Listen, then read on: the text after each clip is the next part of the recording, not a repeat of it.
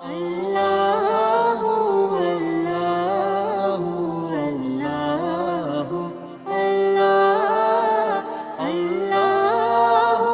اللہ اللہ اللہ۔ الحمد للہ رب العالمین والصلاة والسلام علی سید المرسلین، اما بعد فاعوذ باللہ من الشیطان الرجیم، بسم اللہ الرحمن الرحیم۔ رب اشرح لی صدری ویسر لی امری واحلل عقدۃ من لسانی یفقہوا قولی۔ سلسلہ احکام القرآن کی نماز کے ٹاپک سے متعلق یہ ہماری ویڈیو نمبر 4 ہے، اور اس میں ہم نماز کی سنتیں اور مستحبات کو دیکھیں گے کہ وہ کون کون سے ہیں۔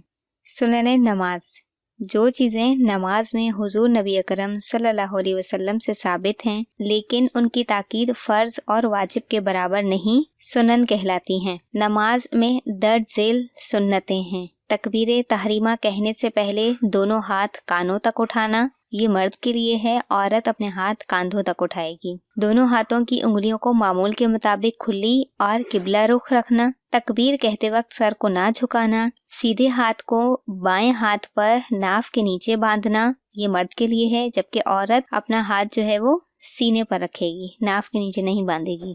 ثنا پڑھنا، تعوذ پڑھنا، تسمیہ پڑھنا، فرض نماز کی تیسری اور چوتھی رکعات میں صرف سورہ فاتحہ پڑھنا، آمین کہنا، ثنا، تعوذ، تسمیہ اور آمین سب کا آہستہ پڑھنا۔ سنت کے مطابق قرأت کرنا، یعنی نماز میں جس قدر قرآن مجید پڑھنا سنت ہے اتنا پڑھنا۔ عورت رکوع میں تھوڑا جھکے گی، یعنی اتنا کہ گھٹنوں پر ہاتھ رکھ دے، زور نہیں دینا گھٹنوں پر، نہ ہی گھٹنوں کو پکڑنا ہے، اور انگلیاں ملی ہوئی ہونی چاہیے اور پاؤں جھکے ہوئے ہوں۔ جبکہ مرد کیا ہوگا، خوب سیدھے ہو، اپنی پیٹھ کو سیدھا کر دے گا۔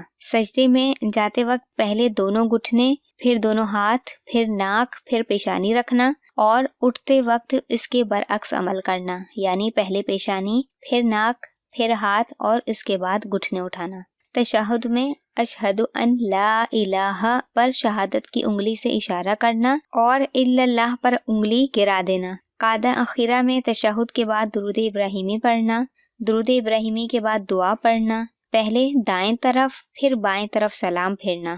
ان سنتوں میں سے اگر کوئی سنت غلطی سے رہ جائے یا جان بوجھ کر ترک کی جائے تو نماز نہیں ٹوٹتی اور نہ ہی سجدہ سہو واجب ہوتا ہے، لیکن جان بوجھ کر چھوڑنے والا گناہ گار ہوگا۔ مستحبات نماز، نماز میں درج ذیل امور بجا لانا مستحب ہے۔ قیام میں سجدے کی جگہ نگاہ رکھنا، رکوع میں قدموں میں نظر رکھنا، سجدے میں ناک کی نوک پر نظر رکھنا، قعدے میں گود پر نظر رکھنا، سلام پھیرتے وقت دائیں اور بائیں جانب کے کندھے پر نظر رکھنا، جمائی کو آنے سے روکنا، نہ رکے تو حالت قیام میں سیدھے ہاتھ سے منہ کو ڈھانپ لینا، اور دوسری حالتوں میں الٹے ہاتھ کی پیٹھ سے ڈھانپنا، یعنی جمائی کے وقت آپ نے دائیں ہاتھ کا استعمال کرنا ہے اور دوسری حالتوں میں الٹے ہاتھ کا۔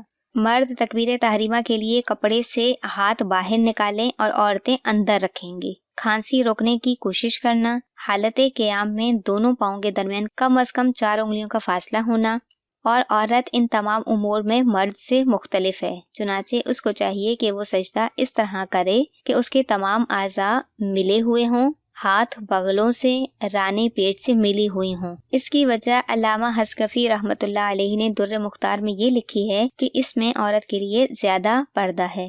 سرین کے حصے کو اوپر کی طرف نہ اٹھائے بلکہ اپنے جسم کو حتی الامکان زمین سے ملا کر پست رکھے، اپنے ہاتھوں کو زمین پر بچھا کر رکھے، مرد کی طرح اٹھا کر نہ رکھے، اپنے دونوں پیر ایک طرف یعنی داہنی طرف کو نکال دے اور اپنے پیروں کو کھڑا نہ کرے۔ عورت ان تمام امور میں مرد سے مختلف ہے، یعنی عورت سمٹ کر سجدہ کرے گی، مرد کی طرح نہیں کرے گی۔